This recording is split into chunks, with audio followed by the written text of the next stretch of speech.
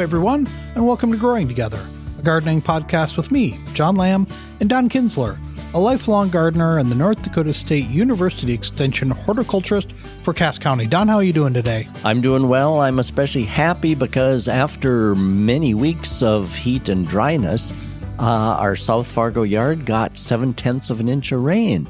I mean, we could have had a lot more. We could have enjoyed and taken a lot more. Right. But, I mean, that's a good start.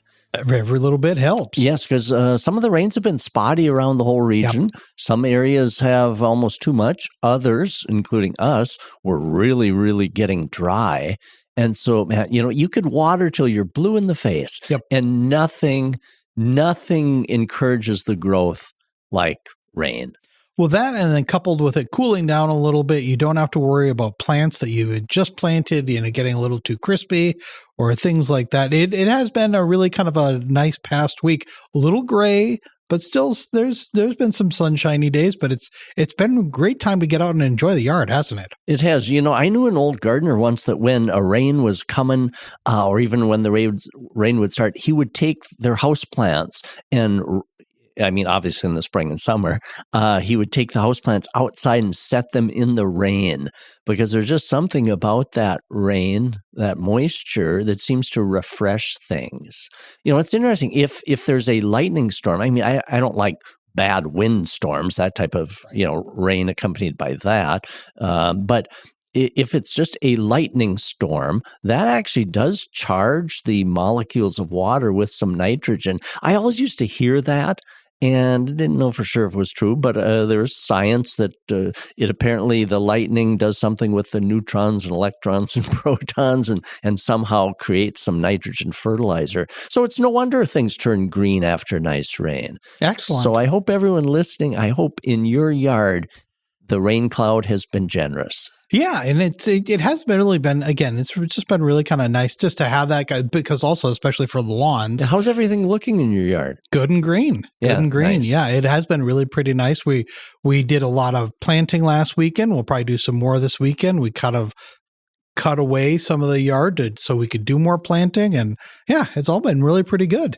And things for you, things in your yard, everything's going well? Yes, and you can tell that the day length is generous. Yep. These long June and early July days. I used to marvel at in grade school we were shown these pictures of humongous cabbage that were grown in Alaska. Because their day length, even though their season is short, their day length is so long, it puts out a lot of growth in a short time. So I can tell that this time of year when the days are just so long, plants grow very vigorously. Yeah, and sometimes, you plant your annual flowers and things and they're kind of small, and your vegetables, you think, well, my gosh, our summer isn't that long. Are these all going to make it? But they make such rapid growth in a relatively short time. Well, that has been something to see just over the last 2 weeks, like how much things have shot up. Yes. Things have absolutely kind of exploded from the tomatoes really growing up. All of our vining things are really climbing now. It has been really a great time.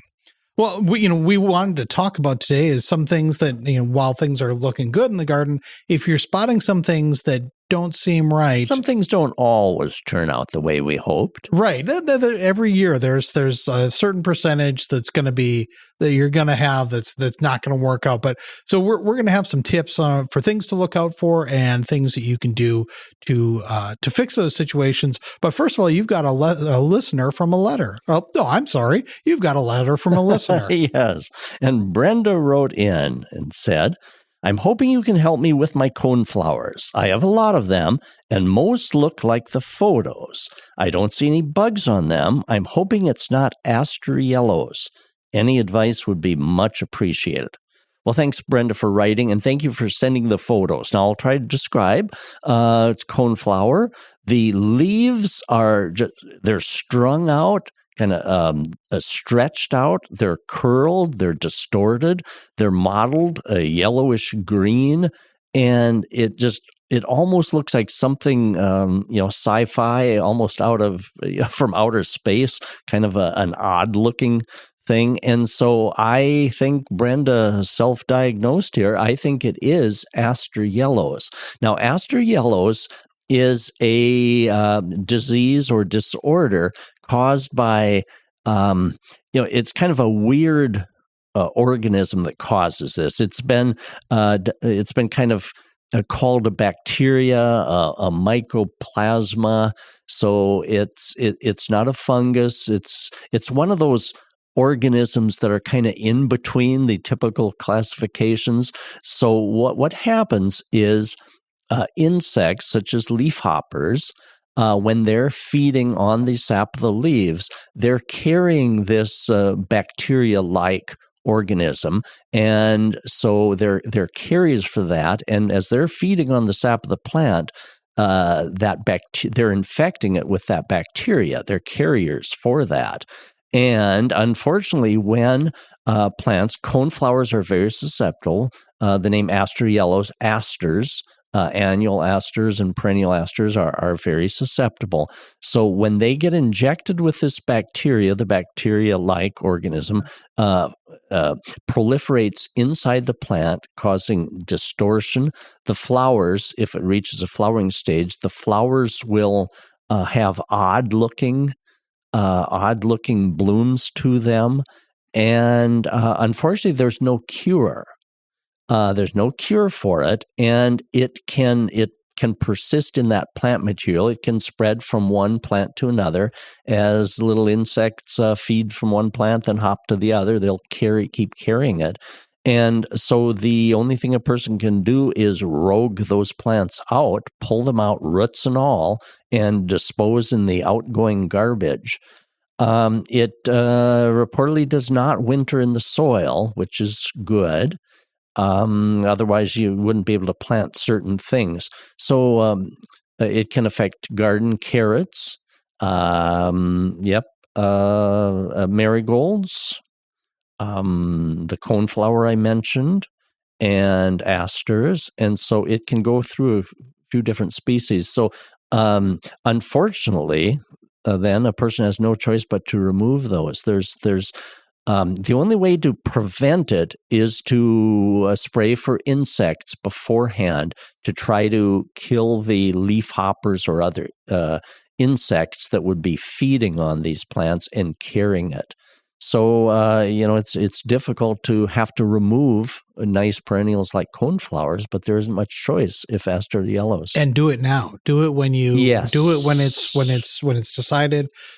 When you can confirm that that's what it is, because otherwise you don't want it to spread. Exactly. So do a little online looking for aster yellows on coneflower, and you'll see lots of nice diagnostic photos that helps. Yes, and like you said, John, at the earliest sign of it, to get those out, or roots and all. Because you still have plenty of time that you could plant a new one. Yes, exactly. And if it's not systemic and it hasn't gone down into the ground, then you should be okay to plant. Exactly. Coneflowers are an interesting perennial. They're not a long-lived perennial like peonies, but they're certainly beautiful. And the plant breeders have developed so many nice new varieties and colors. All right. Well, thanks for that. And Brenda, good luck with your situation there. And if people have questions for you, what's the best way to reach you? Send me an email. And thanks for all who also send photos along with that of your successes, of your trials and tribulations. We're all in this together. Send them to donald.kinsler, KINZLER, @ndsu.edu.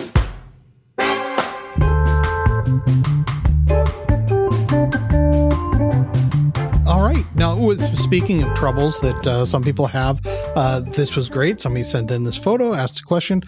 We'll kind of take on the initiative of some common problems that people have in the yard, some common questions that you probably get. Let's start with a vegetable garden. Yeah, and of course, there are entire courses taught on diagnosing what's going wrong. And of course, I always enjoy walking around a yard and garden and seeing, what's doing well and kind of reveling in that. But sometimes things just don't always grow well. You see things that plants that aren't doing well, and so.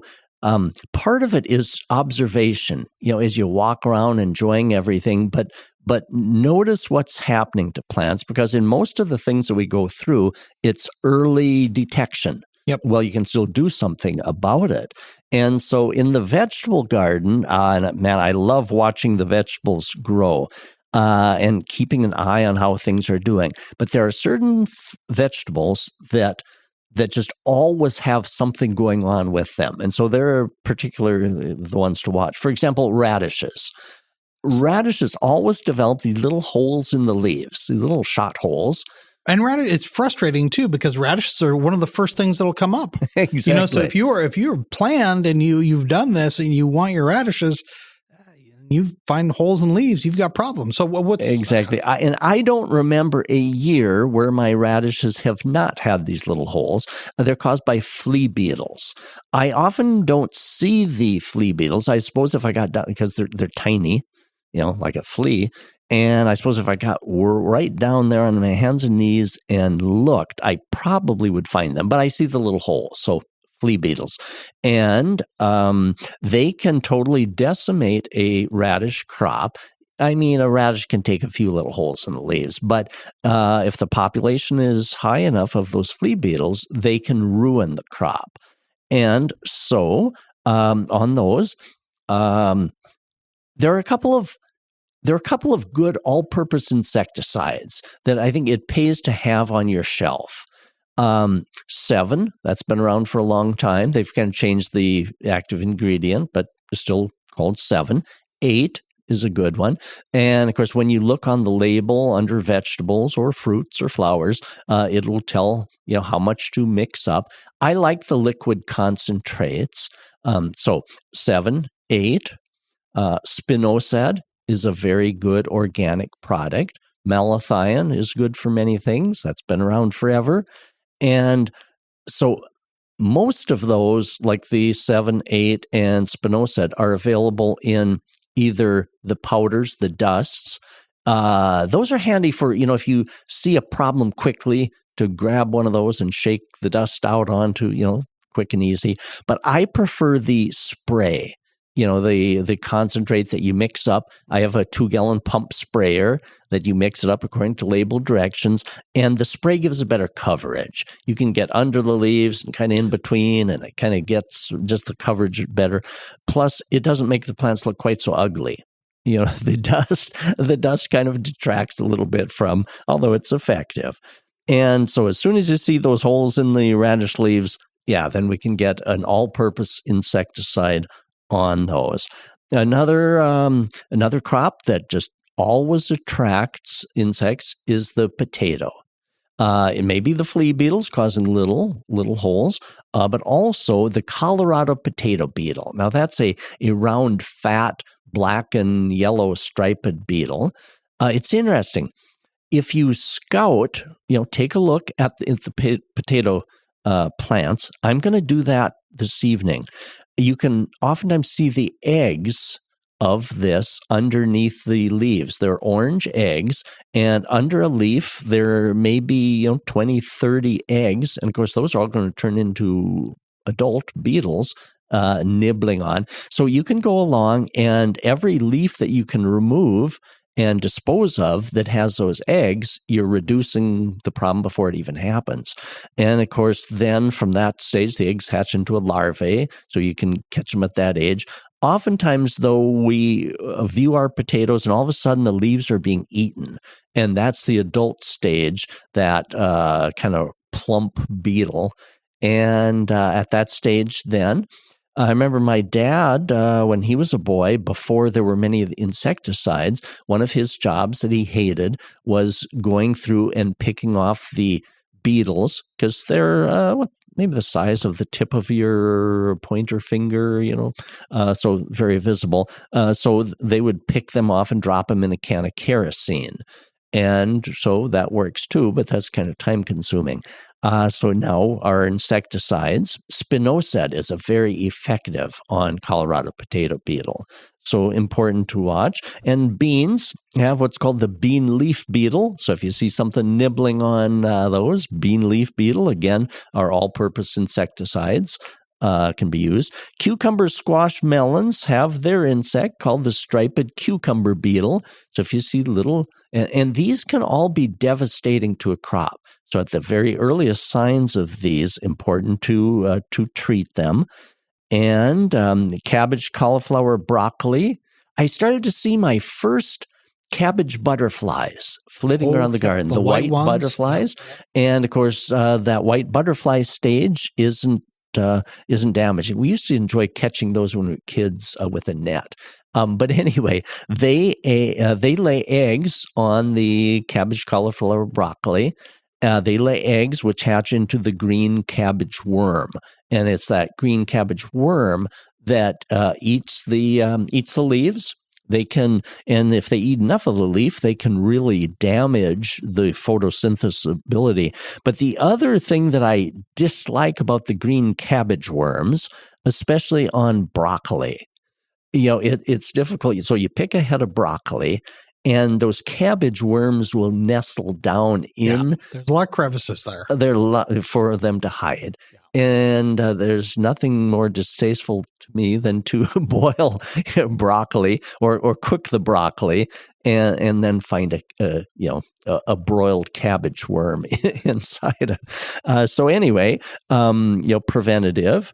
Again, Spinoza said will have effect on that. There is an organic product called BT. That stands for Bacillus thuringiensis. You'll see that at garden centers. It's a beneficial bacteria that for those who opt organic type products for insect control, BT, B as in boy, T as in Tom, at garden centers. If you catch the cabbage worms when they're tiny enough, see, the more they eat, the fatter they get. But if you catch them when they're tiny enough, the BT is quite effective on those as well. And again, the early detection is quite important. So also like on the broccoli and things, that's why I like the spray, because it penetrates down in. And so, a person might think, oh gosh, okay, do I really want to eat broccoli that has had insecticide spray on? But on the labels of each of these insecticide products, there is the safe harvest interval. That's the interval during which these products naturally break down and are no longer present on there. So you just check and see for each of the products or each of the crops that you're applying it to, check and see what that harvest interval is. And many of these products, it's only maybe 3-4 days, maybe up to a week. But at that point, the research has shown that then sunlight and everything have broken down those products, so they're no longer existent on the crop. So that's always very reassuring to me on all of these products. And so also then in the vegetable garden, other than just things nibbling holes in the leaves, there are sometimes diseases. Powdery mildew, the gray coating that appears on peas or squash, pumpkins, cucumbers, that gray coating is the gray coating is called powdery mildew. I'm searching for the words there, powdery mildew. And it's important to, when you water garden, to, if you can, keep the moisture down in the root level and not up on the leaves. I mean, we don't have any control on the rain. We love the rain. But when you do water, instead of overhead sprinkling, keep it down just on the root zone, and that will help prevent powdery mildew. Powdery mildew is that grayish coating, and it looks like you should be able to wash that off, but it doesn't. And what that does is it interferes with the photosynthesis on the leaves, and pretty soon the vines can just collapse, turn yellow, and of course then your crop can be done. So it affects peas and also the vining type crops, powdery mildew. So in addition to not getting water on the leaves, if you can, all-purpose fungicides. So I mentioned some good insecticides to have on hand on the shelf. It's also great to have a fungicide, an all-purpose fungicide on hand too for preventing diseases. And there are different ones, kind of generically called flower and vegetable fungicide. Most of them have an active ingredient that's kind of a mouthful, chlorothalonil. It's kind of fun to roll that around in your mouth, chlorothalonil. And down in the fine print, that's the active ingredient on many of these fungicides. Now, fungicides are primarily preventative, meaning we need to put those on when everything is still healthy. But if in the past you always have problems with powdery mildew on your peas, collapsing the vines, or on your vine crops, then because these things come in on the air, they're in the soil, and so preventing with those fungicides, well, everything still looks healthy. The fungicides create a protective barrier in which these fungi can't kind of penetrate. So it's all about prevention. And then, boy, I always get some emails on another disorder in a vegetable garden, and that's when, especially tomato leaves and potatoes, very susceptible also, develop a twisty, gnarly growth that almost just looks like weird. I've even seen tomato fruits with odd things protruding out of the fruit that look like an alien tomato. And so anytime there's twisting, curling, weird cupping, strung out leaves and stems, herbicide is often suspected. So there are ways that herbicide can get onto vegetables in a garden. It may be spray drift from lawn, if a lawn was treated and the wind wafted it on, that can happen.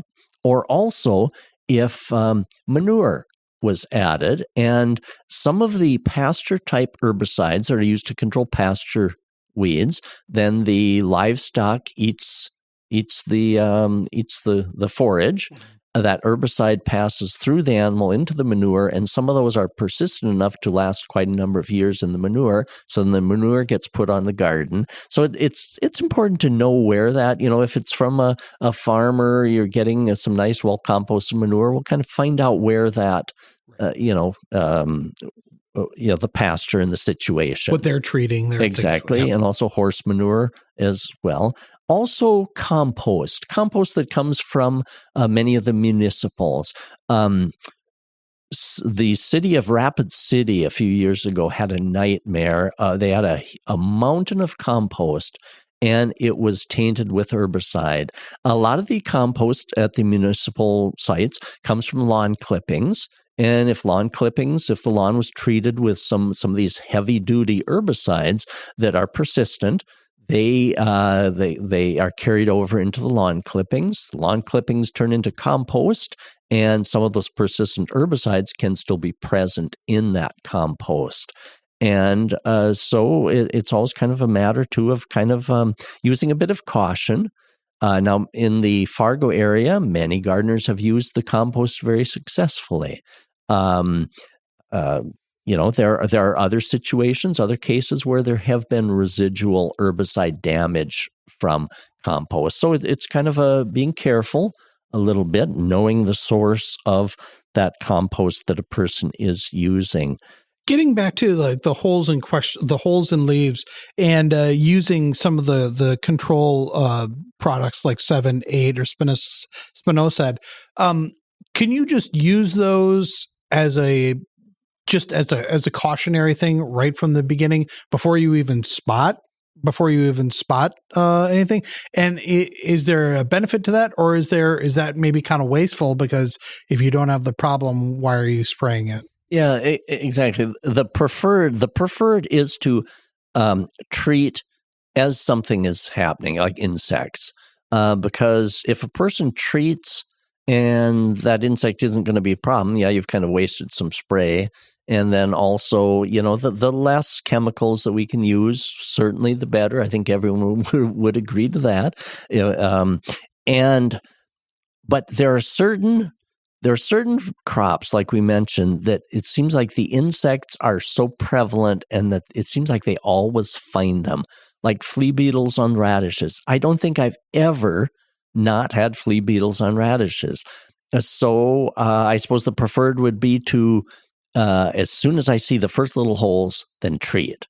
But I think with a lot of these very susceptible crops, a person, So I guess I'm ready to treat those almost knowing that it's going to happen. But I guess the preferred would be to just wait until the very earliest. For example, I know my cabbage and cauliflower broccoli are always going to be attacked by the cabbage worms. It just seems like I can't remember in many years of gardening that I haven't had that. So then I'm ready with the product to apply. All right, let's take a quick break. When we come back, let's talk about some problems that may come up in your perennial garden.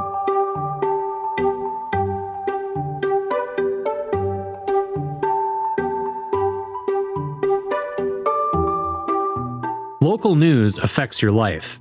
It gives you the confidence and clarity to make better decisions every day. You can support that with a digital subscription. Visit inforum.com/subscribe to take advantage of our introductory offer, just $6 for 6 months. All right, this week we're back. We're talking about diagnosing problems around the yard and garden, and let's move into the perennial garden. We talked about the vegetable garden just before, but in the perennial garden, one of the plants there that is beautiful, certainly, especially now this time of the year, but can come with some problems, and that's the peony. Yeah, exactly. And I don't see insects attacking the perennial garden or peonies as much as I see insects attacking the vegetable garden.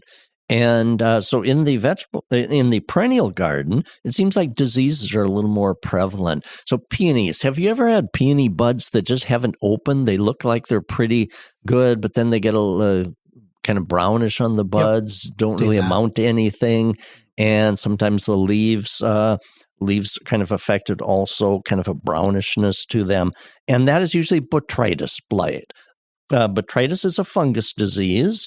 And if peonies are failing to open and kind of have that brownish bud disorder, usually it's botrytis. And the all-purpose fungicide that I mentioned, and many of these can be used on vegetables, flowers, fruits, and the label will indicate.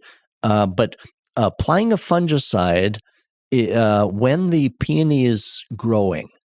So once you see that disorder on the peonies, the botrytis blight, it's really too late to apply a fungicide at that point. So it needs to be applied when the peony is just coming up out of the ground, and maybe a couple of repeat applications. Sanitation is good on that. After the first frost, cutting off the peonies near ground level and disposing of those. Also, powdery mildew on peonies, the gray coating. The silver coating on those. I've seen peonies that have no green left. Yeah. They're all silver. Yeah, they're very dulled and yeah, exactly. I've noticed that especially in yards that have a sprinkler system. So again, a similar powdery mildew that causes the problems in the vegetable garden, that grayish coating, can also attack many of the perennials, such as peony. And so it's all about prevention. Well, the leaves still look green and nice, healthy, to apply an all-purpose fungicide labeled for powdery mildew, and that gives the protective coating on those as well. That brings up interesting comment too about, if peony buds fail to open, we mentioned botrytis. If a peony is planted too deeply, it won't even send up flower buds, a too deep planting. And so for a newer peony that's just, they can take up to 3 years to produce buds. But if they just are refusing to bloom, sometimes they're planted too deeply. There's interesting discussion on Facebook about whether ants are required for peonies. So sometimes when people have been discussing their peony buds just aren't opening, some people chime in and mention that it looks like you have botrytis blight, and then they pass along the recommendation. Then others will say, you don't have ants on there, and ants are needed. And this was easy research to do by a grad student somewhere sometime. Just grow a peony in a greenhouse where it's closed in and there are no ants. And they open, the peony buds open. But there's a neat relationship between the ants and the peony buds. Peony buds are sticky. They got lots of good sap. And that gives good food for the ants. And as long as the ants are there, if there's any aphids around, they'll kind of do away with some of the aphids too. But the ants are not necessary for the peony. The ants are just there because it's kind of a neat relationship. They aren't harming anything.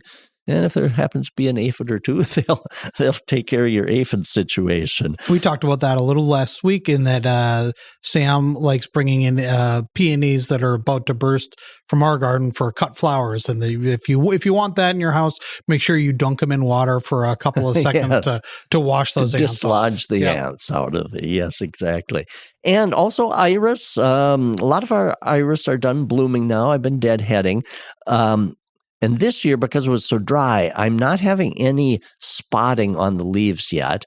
But lesions, kind of a circular spot. There's a fungal disease on iris called frog eye leaf spot. Kind of descriptive. They almost look like a frog eye. Lesions, kind of a yellowish with brown edges, lesions kind of roughly circular on iris. And sometimes they get brown tips. That's a fungal type disease, worse in wet type springs. So an all-purpose fungicide, while everything still looks healthy, will help prevent against that.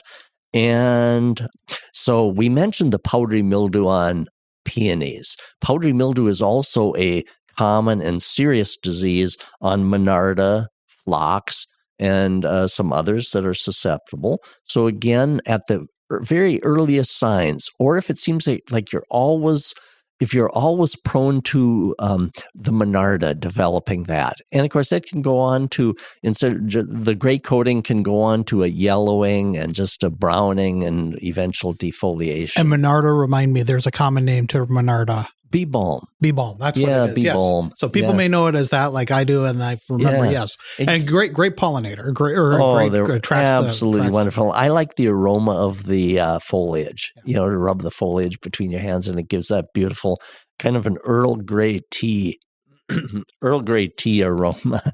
And so again, treating those before before the disease even appears. And of course, no perennial garden is complete without roses in it. And of course, roses have their own set of challenges. And with roses, there's a rose disease, very common, called black spot on roses. And that's when the leaves will develop yellow lesions and oftentimes blackening with those too.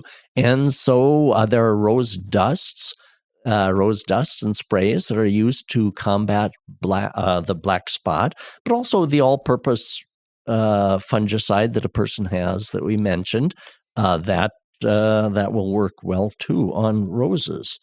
And as long as we're talking about disorder of roses, have you ever noticed on roses, or sometimes it'll be on shrubs, there is a neat circular, oftentimes it'll be on the edge of the leaf, a neat circular cutout on those leaves.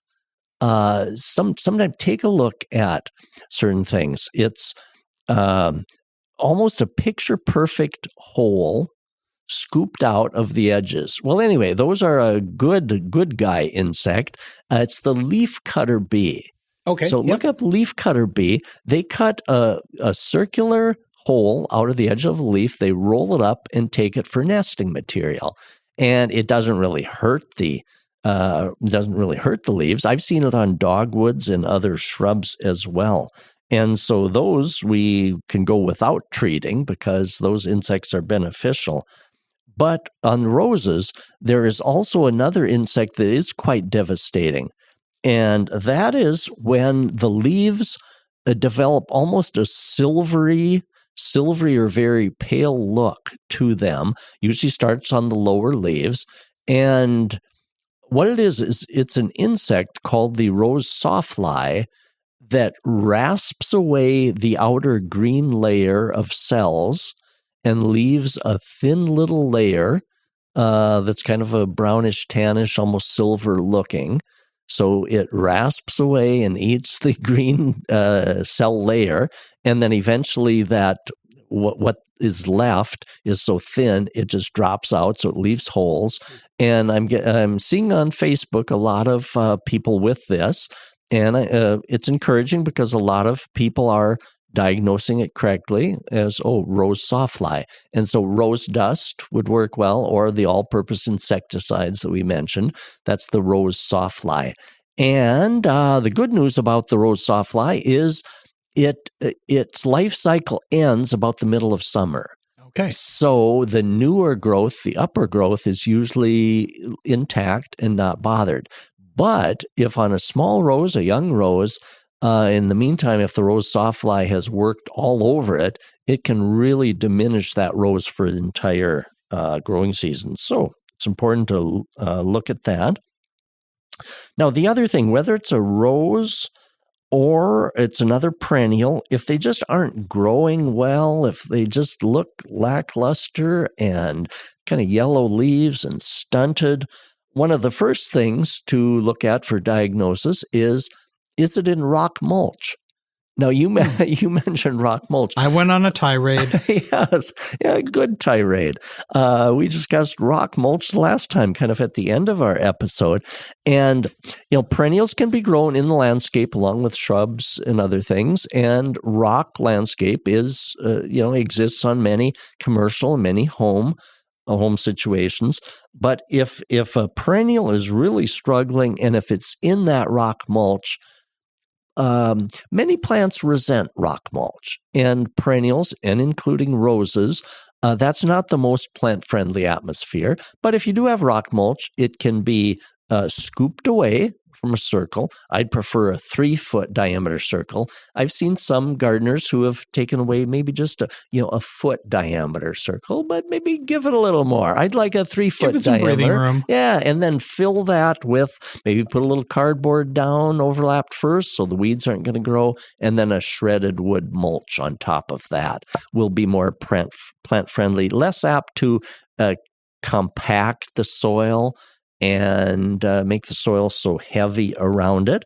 And so whether it be roses or other perennials, if they're struggling a little bit in rock mulch, give it something a little more natural, and I think the roots will respond to that. How about container flowers?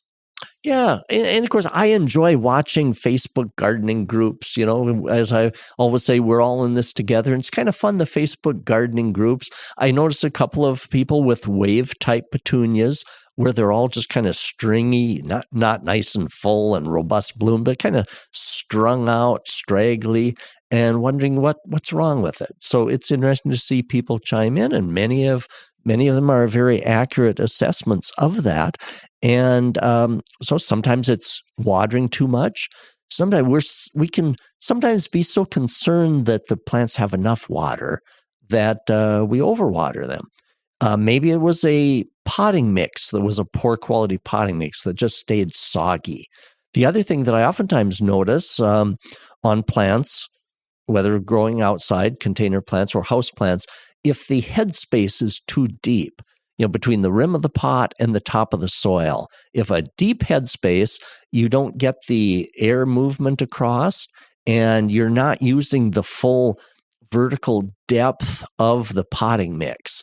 So outside too, I like to fill up that container really, really well with potting mix before I'm planting. It's going to settle a little bit too. So that can contribute to a too deep headspace can contribute to overwatering as well.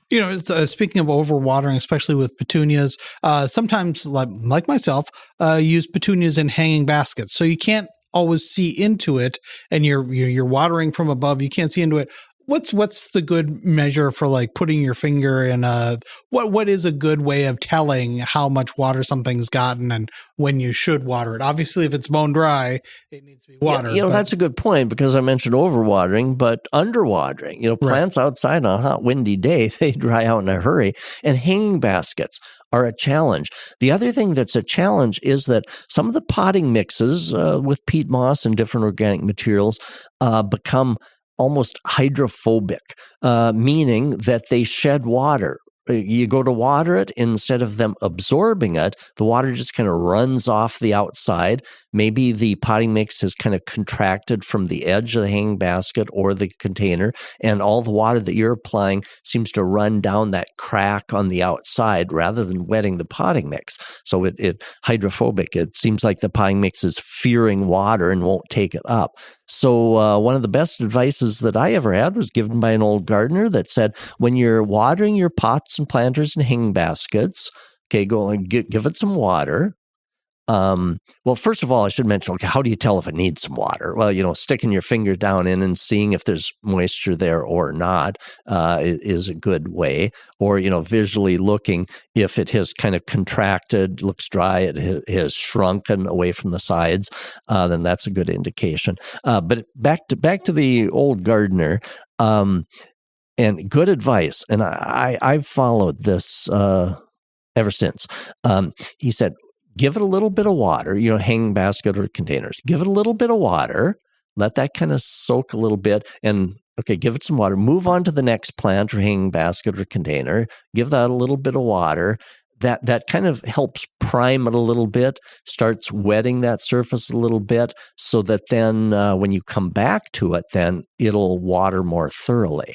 So go along, give each a little sip, and then come back. And when you return then, maybe it's only 5-10 minutes by the time you cycle through your things you're watering.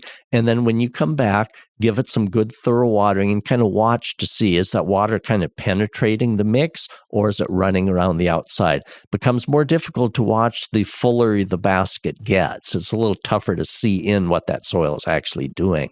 But the idea is kind of wetting it a little more gradually so that potting mix starts soaking up instead of shedding off the water that you're applying. Because I've done that many times. You go water something that was really, really dry and the water just is running off and you poke your finger down in and nothing penetrated. So that little bit of a slow watering and coming back and giving it, I think that's important on containers. And of course, as long as we're talking about flowers and landscapes and perennials, hydrangeas. Got a couple of emails from people whose hydrangeas aren't blooming. And when a person takes a close look, many of them, if they aren't blooming and haven't bloomed for a number of seasons, could be the endless summer type. Those are the ones sold at garden centers and national chains in the bright blue pots. There's a whole series of those endless summer ones. They're the blue and pink hydrangeas. And much of the northern growing areas are a little borderline. That series, Endless Summer, is more related to the florist type hydrangea. Hydrangea, it's got a species Macrophylla. And so they were developed to bloom on the old wood that winters over, but also on the new wood that's produced. But they don't bloom quite as well on the new current wood. Well, anyway, what it boils down to is they freeze back enough so you never get enough old wood to produce generous blossoms. And so so that endless summer group, some people in the northern area have very good luck with that type of hydrangea. A sheltered microclimate, mulch it in the wintertime, give it plenty of good moisture, and that series can grow quite nicely. But the two types of hydrangeas that are better adapted for northern climates as a rule are the Annabelle types, love plenty of good shade and water with the big round clusters of flowers. Some are pink also and white. And then also the panicle type. Panicle type like more sun than the Annabelle type. The panicle types are the ones with the pyramidal cone-shaped flower clusters. They like some sunshine, like lots of water, and fertilizer. Hydrangeas love fertilizer. So sometimes if they're kind of lackluster, they may need some fertilizer. And panicles in general, they have a very sturdy stem, right? Yes. They're less prone to flop. Some of the older, big, bald ones may give into it. Exactly, yeah. As they get older. And also, pruning of hydrangeas is kind of unique also. The Annabelle types with the big round flower clusters, those generally grow from the lower part, almost the lower, maybe 6 inches or so. And so those each spring, you can cut them way back, 6 inches above ground level. They bloom on new wood, which is the currently produced wood. They grow, bloom on that. The panicle type, you treat those more like a regular shrub. I call it a regular shrub in that you don't cut them all the way back down. They bloom on kind of the bigger structure that's left in place. And so anyway, hydrangeas are fascinating. There's the Annabelle type, well adapted across the region. Panicle type, well adapted, many nice, beautiful cultivars. The endless summer type requires a little more finesse. They can grow, but there's a reason why across much of our area, as you drive up and down streets, you see the other type of hydrangeas. You don't see many of the pink and blue hydrangeas across our northern tier of states. And you said hydrangeas really do, they love water. They do, yeah. The word hydrangea means water loving. Yeah, okay. Yeah. So what's the best way to fertilize the hydrangea? You said that they really do like fertilizer. Yeah, too. and they do tend to like a more acid soil. So if you're in an area that has alkaline soil, such as from the Red River Valley on west, ammonium sulfate, sold at garden centers. Ammonium sulfate is a really good kind of an acid-based fertilizer that provides good nitrogen for those. And there are probably some specialized hydrangea-type fertilizers also. So fascinating, wonderful shrub. All right, let's take a quick break. When we come back, let's talk about trees.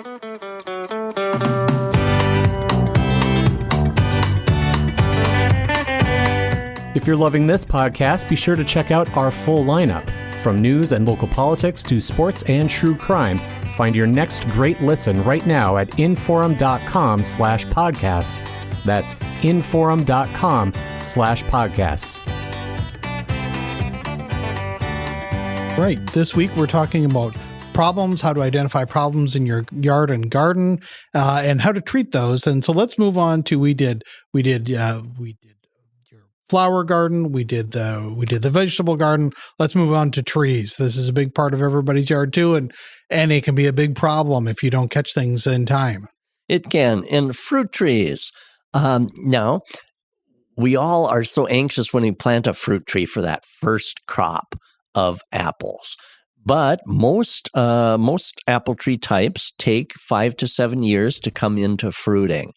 And so just patience on that. Some varieties have even been known to take up to 9 years, such as Harrelson. Honeycrisp can want to use up a good 7 or 8 years before it bears. And if they do want to bear a little bit earlier, such as in 2-3 years, those apples should really be taken off when they're about dime size. The strength needs to go into the apple tree itself. Commercial orchards who are serious, of course, about growing apples, they, during those first few years, up to maybe 4 or 5 years, they will physically go through and remove any apples, little tiny apples that are forming, because they're in it for the long term. So we can do the same thing. So if, patients are removing the fruit if they want to try bearing too early. The other thing that is kind of a challenge on apples is they can easily get into an every other year fruiting habit called biennial bearing. And apple trees can get into a pattern where one year they're loaded with flowers. If those get pollinated, they're loaded with fruit. And to produce that fruit crop takes so much energy that they don't have enough energy left by the end of the season to produce next year's flowers. So they'll take a year off. And then during that year, without much fruit, they store up energy. Then again, a boom year the following. So to prevent this boom and bust cycle, so you have a decent crop each year, one of the disadvantages of having those boom years is you can get so many apples on a tree that it'll break the tree apart. That happened to me last year. A young tree that was just coming into nice bearing, loaded with fruit, and it split the tree apart. And now I have a less than perfect, very distorted that I may have to remove. So anyway, the ways to prevent that boom and bust cycle in apples is to do some pruning each year. Pruning each year will remove some of the branches, and so you'll have less flowering, and so you even out the cycle. Also, this time of year when apples are maybe about dime size or so, thinning the apples. On the boom year, just going through, and the apples form in kind of clusters. The apple flowers are in kind of clusters, and those flowers develop into a cluster of fruit. So where you might have 5 or 6 little apples all in a cluster, reducing that so that apples are spaced maybe 4 or 6 inches apart. Each apple then will be bigger, higher quality, more good juices and everything in it. It seems like a shame to be reducing the quantity of apples on a tree, but it actually then will give you a better quality fruit, and it will eliminate or reduce this boom and bust cycle. So this time of year, thinning out apple is very important. Now, what about if an apple tree, it's been bearing well, maybe it's 15 years, 20 years, what if it's starting to get some dead branches, or you're noticing on the trunk that it's got a blackening area, maybe there's even mushrooms growing out of it, cracked. There's a very serious disorder of apple trees called black rot fungus, and it's a major responsibility. It's majorly responsible for reducing the lifespan of apple trees. Apple trees in the northern area, although they're capable of living much longer, typically have a lifespan maybe of 25 years because problems set in.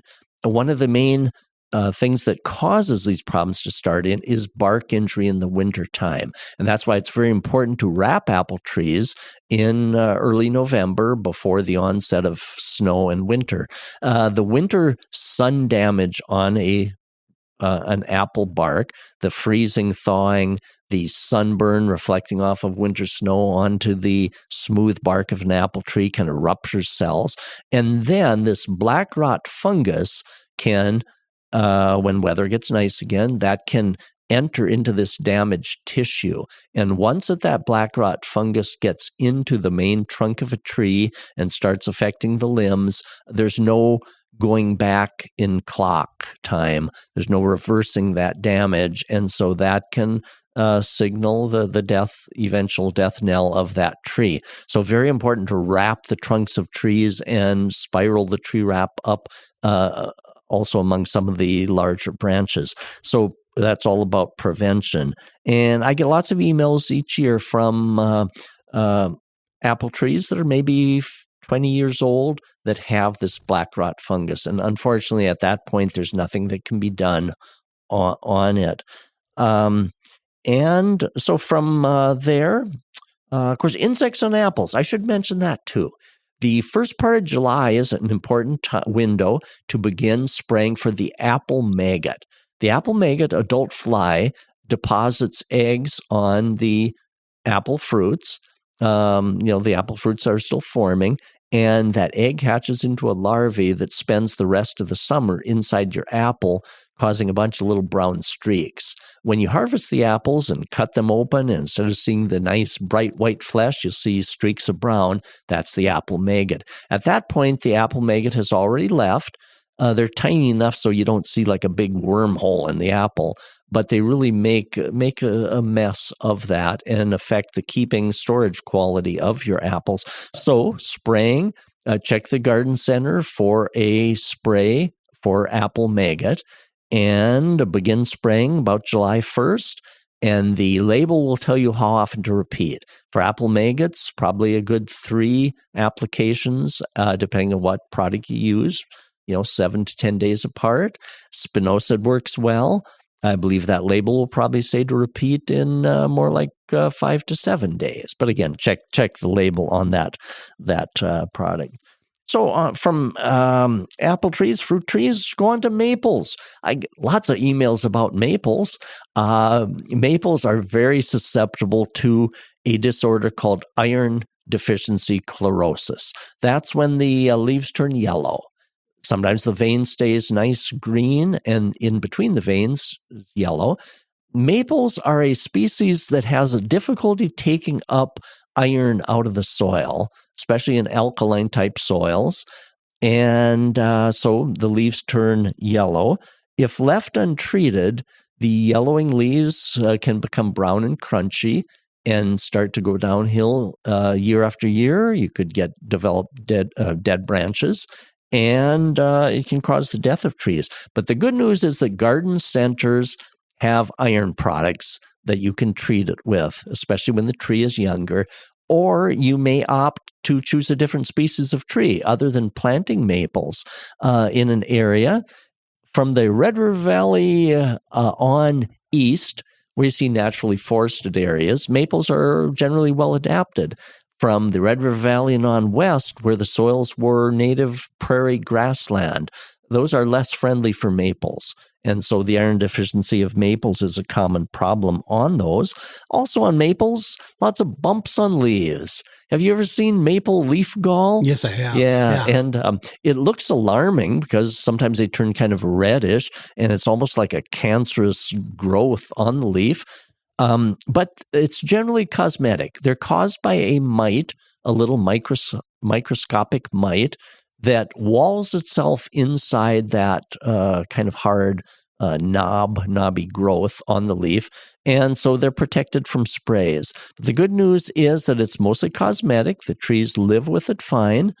Old maples are, you probably don't even see it because the canopy is way up above. But on younger maples where you can see the leaf and see what's happening, it's more alarming because we can actually see it. But again, it doesn't seem to hurt the leaf until they're really, really covered with those galls. If a person did want to do a control for the maple leaf gall, horticultural oil, garden centers sell it, needs to be applied just as the leaves are starting to emerge that early in the spring. And then we should also mention about birch trees, dead branches in the upper birch trees. Bronze birch borer is a very serious problem on birch trees. So if the upper part of the birch is developing dead branches, bronze birch borer is a cause. There are systemic tree insecticides. The most common one sold at garden centers is the brand called BioAdvanced tree and shrub insecticide. Follow the label. That is poured on as a drench right at the base of the trunk.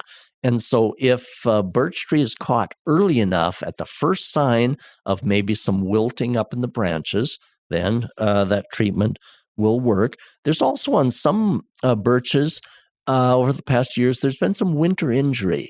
Birches tend to wake up early in spring. Well, while it's still kind of half winter, half spring, if we get some warm spells, they can start to wake up. Then when kind of winter cold returns, that those branches that kind of woke up get frozen. And so there can be some damage like that too. Scratch the twigs. Dead branches will never revert to life again. So scratch the branches. If there's green underneath, there's potential. If it's brown underneath that outer bark, the cambium has turned brown, then there's not much that we can do. Also, a couple of interesting phenomena. We frequently see trees that are maybe 10 to 15 years old that are developing problems. Sometimes a storm will come through and they'll break off at soil line. And when we do autopsies on some of those trees, a couple of things we find. Many trees are planted too deeply. A tree where it enters the ground, where the trunk enters the ground, should flare out a little bit. Widen out a little bit where it enters the ground. If it's going straight down in like a telephone pole, it may have been planted too deeply. And trees can't take that. Even 2 or 3 inches too deeply can cause eventual collapse or rotting of that trunk, and then a good windstorm, and it just snaps off at that point, even though the tree is maybe 10 or 15 or 20 years old. And so if you're ever curious if a tree, if it looks like it's going straight down in like a telephone pole, just do a little with a hand trowel, excavating away from around that trunk and see.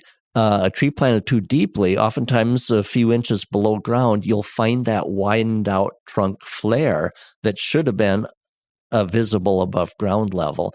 And sometimes all it takes is 2, 3, 4 inches too deep, and that will cause eventual death of that tree.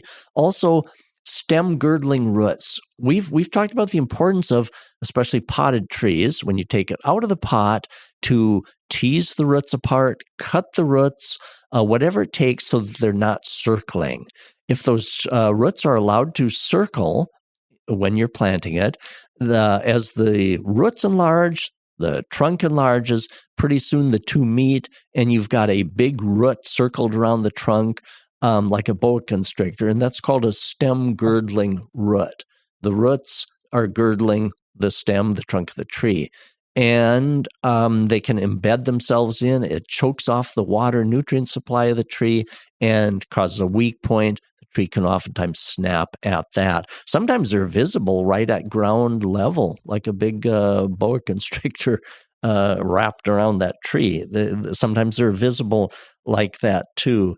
And another common question I get with some photos are older trees that have a big split. Maybe the trunk goes up and then it has a Y branch out, where two big main trunks are split apart like a Y. And you can imagine the stress at that point as a tree ages. Maybe it's 30 years old, 40 years old, big canopy, and the weight that is exerted at that kind of the base of that Y or V.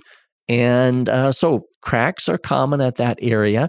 Common question is this tree safe? So it's interesting. Anytime a big tree has a crack like that, then if it's close to a building, there's always cause for concern. Now, assessing a tree for whether it's safe or not requires a special arborist certification called tree risk assessment. So arborists get training in that to look at the parameters and see if that tree is going to hold together, and assess it. And so none of us at NDSU have that certification. So I don't give a recommendation as, yes, I think that tree is safe, or no, I think it's going to fall apart on your roof. So check with an arborist and ask, do you have someone on staff certified for tree risk assessment? And so anytime, though, that a big tree is split, there's a beautiful old willow. There was a picture recently sent to me. And I can imagine the heartbreak if anything happens to that big willow, if they end up losing it. Yeah, man, what a concern. But again, some of that takes an arborist who is certified in that to make that determination. Right. Lots of material here, lots of good things to keep an eye on in your yard and garden to make sure that you've got a good growing season and the things that you plant, the things that you have, stay with you for a while. Yeah, and a lot of it is being observant. Yeah. I enjoy walking around mostly to appreciate the beauty, but it also, that walking around gives a person a chance to see, is there something starting that I can deal with? And many of the things, if caught early enough, there are control measures that we can do.